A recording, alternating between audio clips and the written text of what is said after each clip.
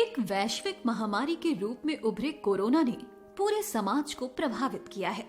इससे न केवल बच्चों के शैक्षिक स्तर में कमी आई है, बल्कि उनकी मानसिक स्थिति पर भी बहुत गहरा प्रभाव पड़ा है। इस स्थिति से उबरने के लिए उत्तर प्रदेश में निपुण भारत कार्यक्रम के अंतर्गत कई अभिनव प्रयास किए जा रहे हैं, जिनका एकमात्र लक्ष्य उत्तर प्रदेश के प्राथमिक विद्यालयों में पढ़ रहे सभी बच्चों में बुनियादी साक्षरता एवं संख्या ज्ञान के सीखने के स्तर को सुनिश्चित करना है। इस पहल का सबसे मुख्य बिंदु है बुनियादी शिक्षा पर ध्यान केंद्रित करते हुए कक्षाओं में शैक्षिक एवं विद्या विशेष सुधार लाना।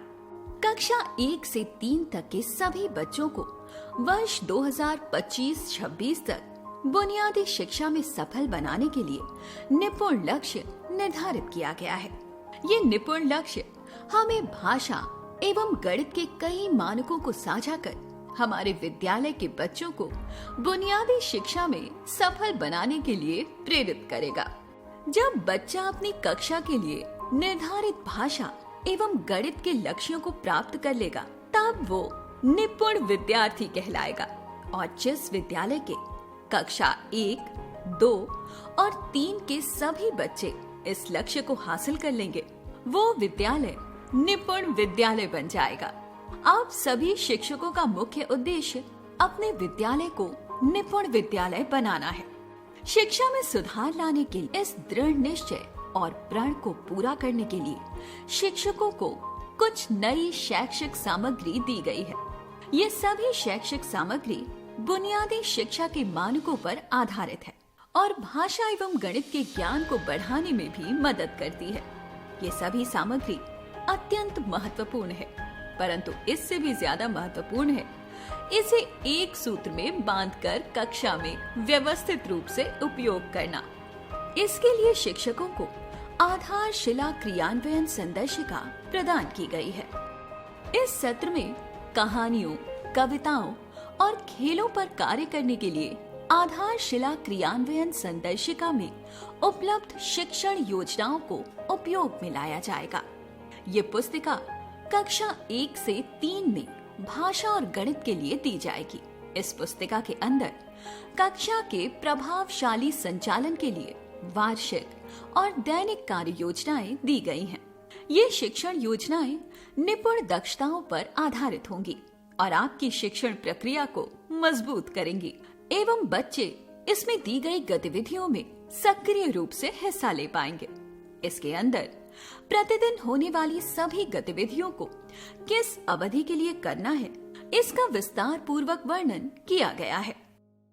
पाठ्य पुस्तिका, कार्य पुस्तिका, प्रिंट रिच सामग्री और गणित किट को किस प्रकार से और किस दक्षता को हासिल करने के लिए इस्तेमाल करना है, इन सब का उल्लेख इस संदर्शिका में किया गया है।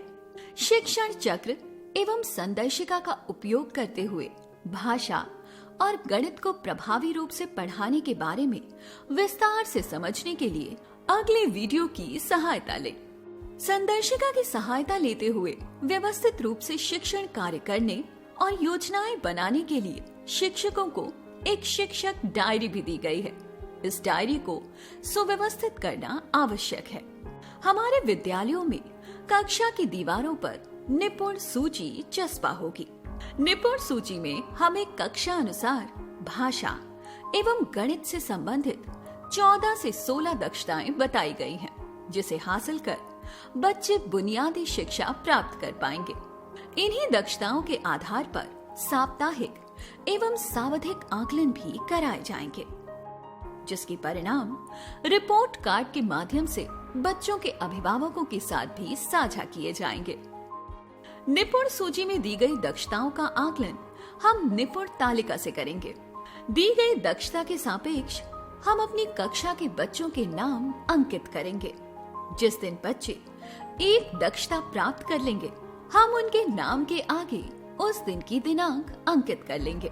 यदि कक्षा में 30 से ज्यादा बच्चे हैं, तो हम इस तालिका के 2 पृष्ठ लगाएंगे।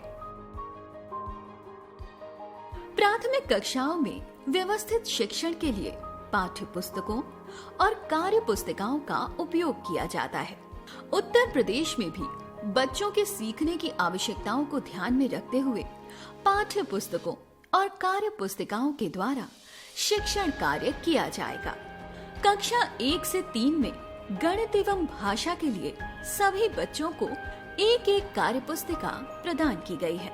इस कार्य पुस्तिका में 6 प्रकार के कार्य पत्रक दिए गए हैं जो साप्ताहिक शिक्षण कार्यों में शिक्षकों की मदद करेंगे। इसके अलावा निपुण लक्ष्य ऐप और गूगल रीड अलोंग ऐप के द्वारा शिक्षक निपुण दक्षताओं पर अपने छात्रों की स्थिति जान सकते हैं। जैसे जैसे बच्चे इन ऐप के द्वारा अभ्यास करते हैं, वो निपुण बनने की दिशा में आगे बढ़ते जाते हैं। इसके अलावा कुछ और TLM यानी टीचर्स लर्निंग मटेरियल भी विभाग द्वारा आपसे साझा किया जा रहा है। सबसे पहले हम अपनी कक्षाओं को प्रिंट रिच समृद्ध कक्षाओं में बदलेंगे। इस संबंध में आपको कक्षा 1 से 3 के लिए भाषा एवं गणित से संबंधित पोस्टर्स और चार्ट्स दिए गए हैं। इस प्रिंट रिच सामग्री में से कुछ सामग्री आप कक्षा की दीवारों पर चस्पा करेंगे और कुछ सामग्री से बच्चों के साथ खेल और गतिविधियां करेंगे। जैसे दंगल के चित्र पर राजू 2 वाक्य बोले या गिनती कार्ड को देखकर रिंकी गिनती बोले। ऐसी अभिनव गतिविधियां हमें लक्ष्य दक्षताएं हासिल करने में मदद करेंगी। दिए गए चार्ट बच्चों के परिवेश और वातावरण को ध्यान में रखकर बनाए गए हैं, जिससे सभी बच्चे इन गतिविधियों में प्रतिभागी बन सकें। बुनियादी शिक्षा का एक अहम पहलू है बच्चे को खेल खेल में अवधारणाएं सिखाना। इसे ध्यान में रखते हुए बुनियादी शिक्षा से संबंधित गणितीय अवधारणाओं को बनाने के लिए हर कक्षा में एक गणित किट प्रदान की जा रही है। करेंसी यानी नोट से पैसे की समझ, लकड़ी से बने ठोस आकारों से वर्ग और आयत की पहचान जैसी गतिविधियों से हम बच्चों को गणित का ज्ञान दे पाएंगे। छात्रों की सर्वांगीण विकास के लिए इन सब के अलावा उन्हें एक अच्छा साहित्यिक वातावरण प्रदान करने के लिए प्रत्येक विद्यालय में पुस्तकों से सजी लाइब्रेरी के साथ साथ बैठकर पढ़ने के लिए रीडिंग कॉर्नर भी तैयार किया जा रहा है। इस नई शैक्षिक विधि को कक्षा में लागू करने के लिए ARP यानी एकेडमिक रिसोर्स पर्सन शिक्षकों का सहयोगात्मक पर्यवेक्षण करते हैं। ये पर्यवेक्षण चेकलिस्ट के अनुसार किया जाता है। निपुण भारत मिशन के अंतर्गत चल रही शैक्षणिक और प्रशासनिक हस्तक्षेपों पर प्रदेशवार प्रगति की समीक्षा करने के लिए निपुण भारत मॉनिटरिंग सेंटर का उपयोग किया जाता है। NBMC से प्राप्त हुए डेटा के आधार पर संपूर्ण प्रदेश में डेटा बैक्ड मॉनिटरिंग की जाती है। ये डेटा जनपद, खंड और विद्यालय स्तर पर प्राप्त होता है और इसको सॉर्ट और डाउनलोड भी किया जा सकता है। इसके अलावा आप सभी शिक्षकों के कौशल विकास के लिए दीक्षा ऐप के द्वारा प्रशिक्षण भी दिया जा रहा है और इसके कोर्सेज भी आपसे साझा किए जा रहे हैं। इस कोर्स को पूरा करके अपनी समझ को बढ़ाएं।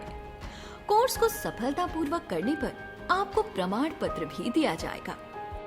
शिक्षा के क्षेत्र में किए जा रहे इन सुधारों को दिव्यांग बच्चों और आउट ऑफ स्कूल बच्चों तक भी पहुंचाया जाएगा, जिससे वो भी शिक्षा की मुख्य धारा से जुड़ सके। शिक्षा के क्षेत्र में लगातार किए जा रहे इन सभी प्रयासों के द्वारा ही आज हमारा उत्तर प्रदेश निपुण प्रदेश बनने की ओर अग्रसर है।